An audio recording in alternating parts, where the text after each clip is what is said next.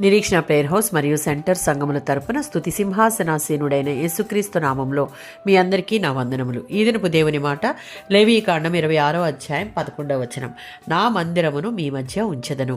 ఈ అధ్యాయంలో ఉన్న ఈ వచనాలలో దేవునికి సంపూర్ణ విధేయత చూపించి ఆయన ఆజ్ఞలను అనుసరించి నడుచుకుంటూ ఆయనకు అన్ని విషయాలలో లోబడి జీవించినప్పుడు మాత్రమే ఇక్కడ ఉన్న వాగ్దానాలు లభిస్తాయి అని దేవుడు స్పష్టం చేస్తూ ఉన్నాడు. అంతేకాక నా మందిరమైన నా నివాస స్థలమును మీ మధ్య ఉంచుతాను అని అత్యున్నతమైన ఆశీర్వాదం ఇవ్వడమే కాదు, దేవుడు చెప్పినట్లు జీవిస్తే ఆయన మన మధ్య నివసించుటకు ఆయన ఇష్టపడుతూ ఉన్నాడు.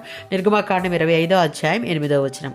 నేను ఇశ్రాయేలీయుల మధ్య నివసించేలా నాకు ఒక పవిత్ర నివాసం నిర్మించాలి అని మోషే ద్వారా ఇశ్రాయేలీయులకు తెలియజేస్తూ ఉన్నాడు.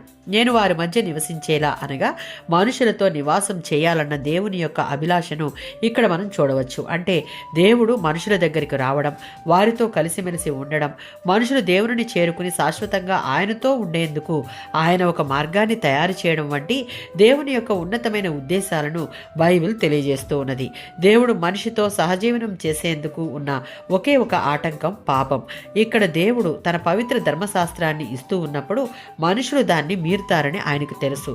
తన ప్రేమ చొప్పున వారి పాపాన్ని కప్పివేయడానికి ప్రాయశ్చిత్తం చేయుటకు ఒక మార్గాన్ని ఏర్పరిచాడు. తద్వారా తాను వారి మధ్య నివసించుటకు వీలు కలగాలని దేవుడు కోరుకుంటూ ఉన్నాడు. యోహాను సువార్త 1వ అధ్యాయం 14వ వచనం. క్రొత్త నిబంధనలో వాక్యము శరీరధారి అయి కృపాసత్య సంపూర్ణుడిగా మన మధ్య నివసించెను.